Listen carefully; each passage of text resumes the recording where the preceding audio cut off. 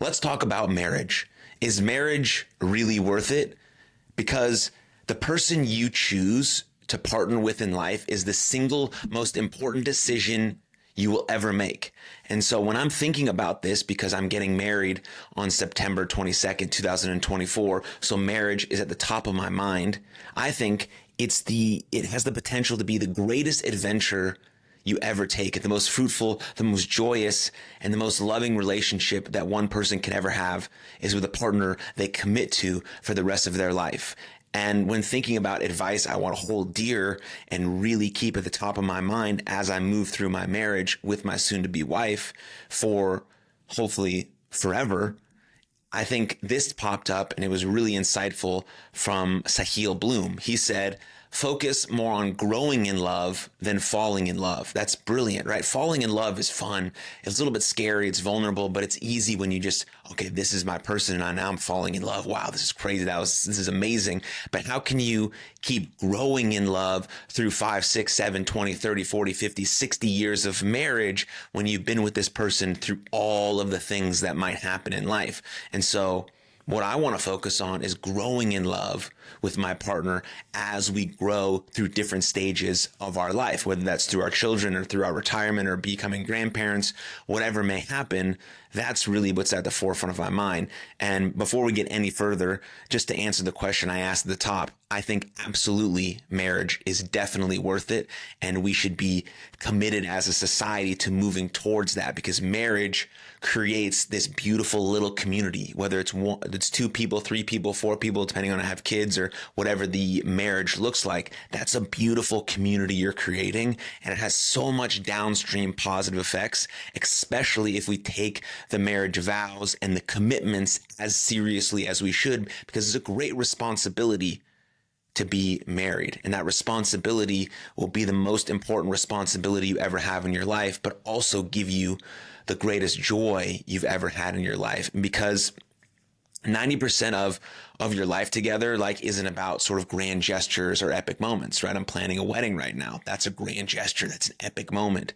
But 90% of our life isn't going to be that way. It's going to be about who leaves the toilet seat up and who forgets to buy milk or who snores too loud, right? Some of these really things that just happen every day. And you got to be okay with seeing your person in their most unglamorous moments, right? Morning breath, bad hair, they're taking a poo, right? They're stressed. They snap at you a little bit. Can you handle those things? Because it's not all sunshine and rainbows. That's not how life works.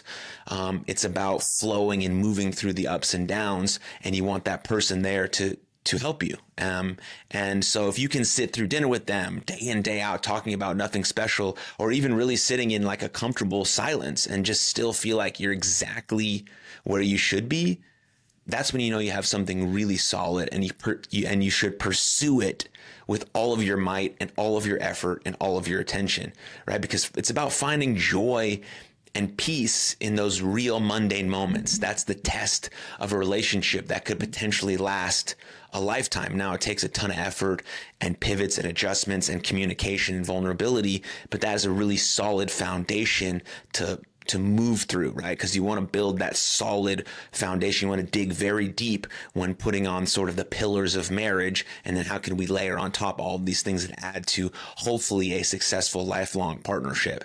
And I've studied a lot of Dr. Jordan Peterson about marriage, sort of in preparation to be the best man that I can be, and take on the most responsibility that I can.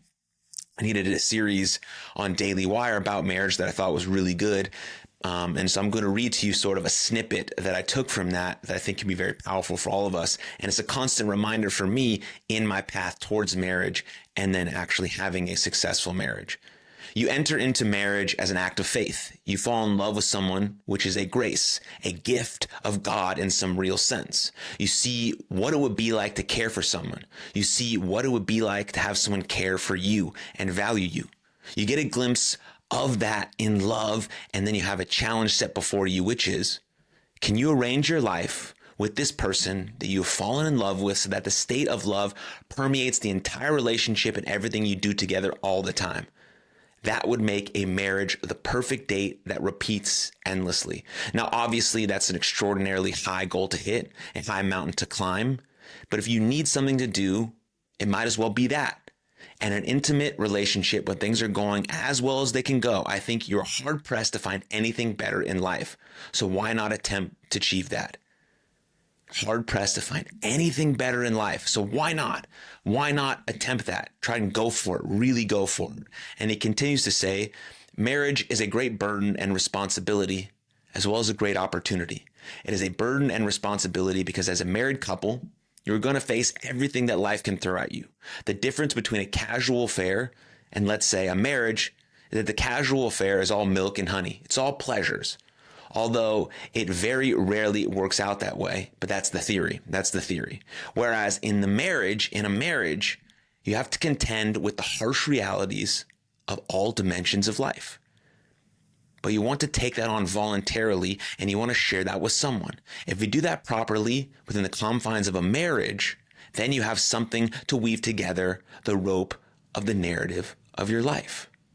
You have someone to bounce yourself off. You have someone to improve yourself in relationship with, and you have someone that you have to take into consideration like you should take yourself into consideration.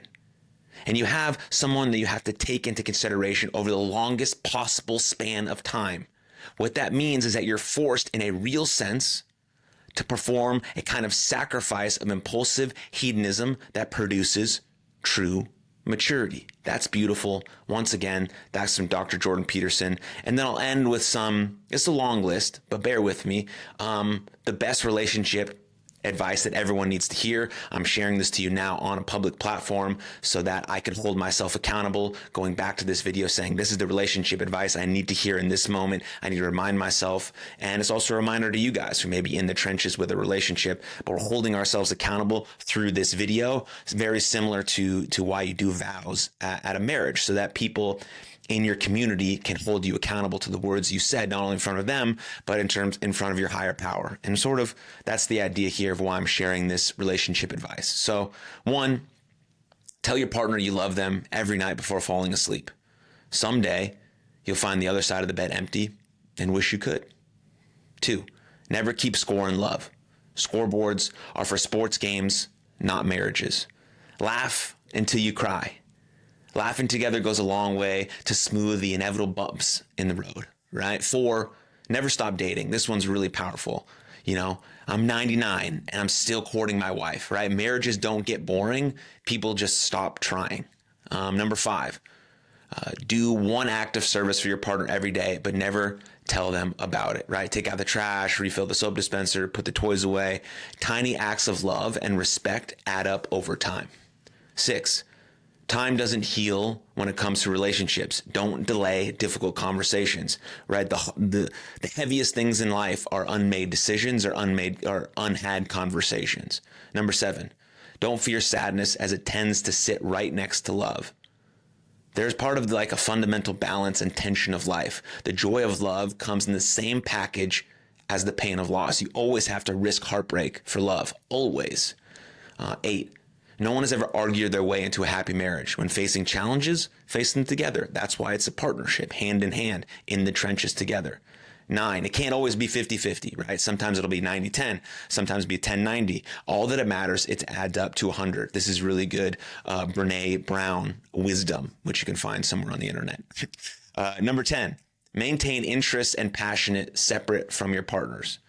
Marriage should not be the end of individuality, right? They're still like, my wife will play in her soccer club and go to her book club, and I'll have jujitsu and my baseball team, right? Individuality is still important. 11, when in doubt, love. We can always use more love. That's advice for everyone, everywhere, all the time. 12, if your relationship has a minor issue, repair it. If your relationship has a minor issue, repair it. 13, never raise your voice with your partner. Nothing good has ever come from shouting. Try to remain calm, control your emotions, be the person that you know you want to be. 14, every relationship is a work in progress. The mutual desire for improvement is what builds a lifelong bond. I love that. The mutual desire for improvement is what builds a lifelong bond. 15, you cannot take care of your partner if you aren't taking care of yourself. It's very simple.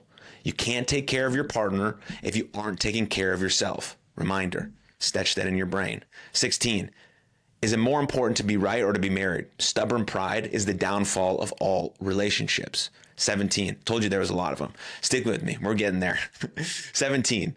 Always be quick to say I'm sorry. If you're struggling to apologize, go for a short walk, breathe, and try again.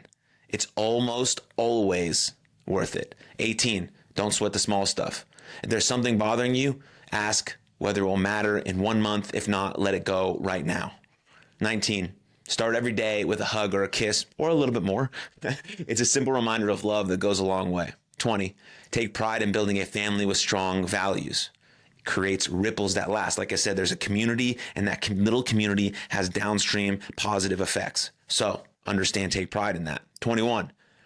Marriage should always take priority over your birth family. Remember that when you feel conflict, the two of you are in conflict with the two, right? Remember that what takes priority.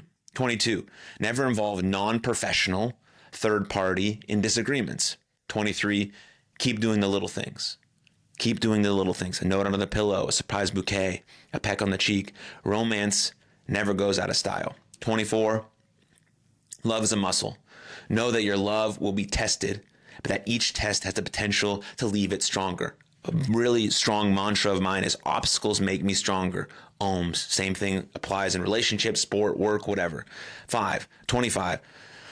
Complementary is just as important as compatibility. Allow each other the space to lead within different domains in your relationship. 26. Last two. 26. Your love is yours. Forget the approval of others. You won't be able to make everyone happy. Accept that and embrace each other. You guys are married. It's your partnership. It's our partnership. And 27, I'll leave you with this. It doesn't have to be perfect for it to be wonderful. There has never, ever, ever been a perfect relationship, but there have been many wonderful ones. And so take pride in creating a wonderful relationship with your partner, a marriage that lasts a lifetime. And so is marriage worth it? Absolutely. And we have to really, really go for it and emphasize that in our society, because it's an important part of building a great, great society, and everyone plays their role, and it's super important. So thanks for tuning in. I appreciate it. If you enjoyed this video, the best thing you can do is share with a friend or leave a comment, whatever it is. I appreciate you. I'll see you guys next time. Lots of love. Cheers.